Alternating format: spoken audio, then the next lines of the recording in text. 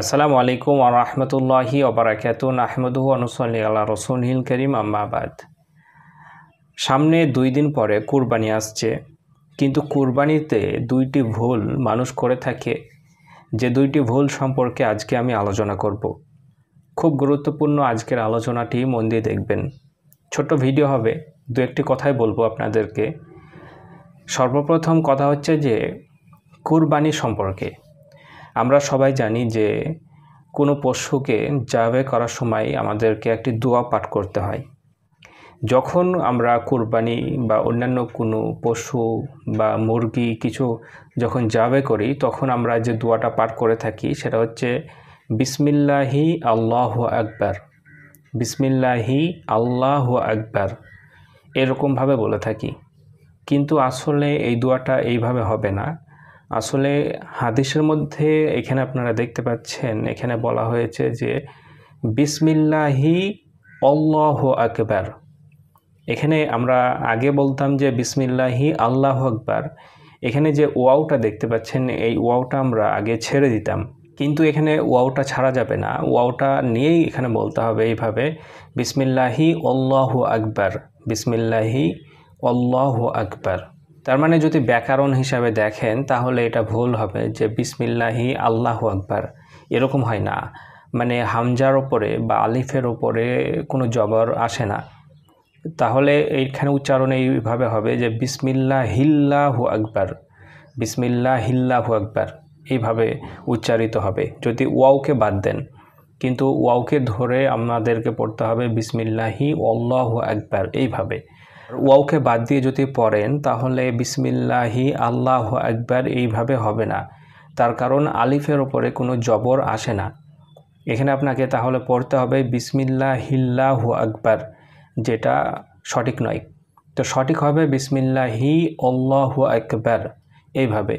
তাছাড়াও আরও দোয়া আছে, ইন্নী ওয়াজ্জাহতু ওয়াজহিয়া লিল্লাযী ফাতারাস সামাওয়াতি ওয়াল আরদা হানিফা ওয়া মা আনা মিনাল মুশরিকিন লা শারীকা লা ওয়া বিযালিকা উমিরতু ওয়া আনা আউয়ালুল মুসলিমিন আল্লাহুম্মা মিনকা ওয়া লাকা বিসমিল্লাহ আল্লাহু আকবার, বিসমিল্লাহি আল্লাহু আকবার।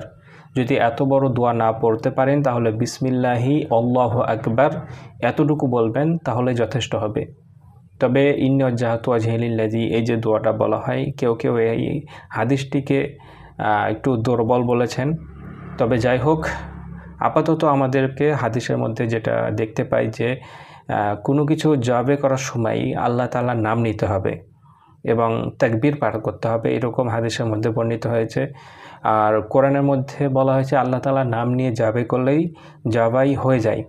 তো বিসমিল্লাহ বলেও যদি কেউ জবাই করে, জবাই হয়ে যাবে। কিন্তু কুরবানির জন্য খাসভাবে হাদিসের মধ্যে আমরা যেটা দেখতে পাই যে বিসমিল্লাহি আল্লাহু আকবার, তো এটাই বলা আমাদের জন্য উত্তম হবে। দ্বিতীয় কথা হচ্ছে যে আমরা কুরবানির সময় একটি কথা বলে থাকি, যেটা সম্পর্কে আমরা জানি না, ভুলবশত হয়ে থাকে।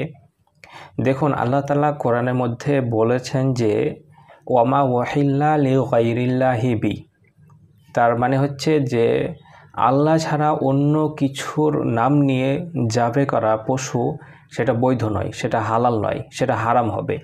আমরা এটা সবাই জানি যে আল্লাহর নাম নেওয়া হয়নি এবং জবাই করা হলো, এই জিনিস খাওয়া যাবে না। আপনি মুরগি হোক, অন্যান্য জিনিস হোক, জবাই করার সময় যদি আল্লাহর নাম না নেন তাহলে সেই জিনিস খাওয়া যাবে না। আবার যদি আপনি জবাই করার সময় আল্লাহর নাম না নিয়ে অন্য কারো নাম নেন, তবুও সেটা খাওয়া যাবে না, সেটা হালাল হবে না। এটা আমরা হয়তো জানি। তো দেখুন, জবাই করার সময়, কুরবানির সময় একটা ভুল আমাদের মধ্যে হয়ে থাকে, সেটা হচ্ছে যে আমরা এটা বলি অনেক সময় যে এই কুরবানিটা আমার নামে দাও, মানে আমার নামে কুরবানি দাও।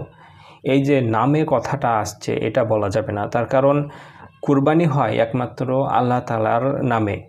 কুরবানি বা জবাই এটা হয় আল্লাহ তাআলার নামে, নিজের নামে হয় না।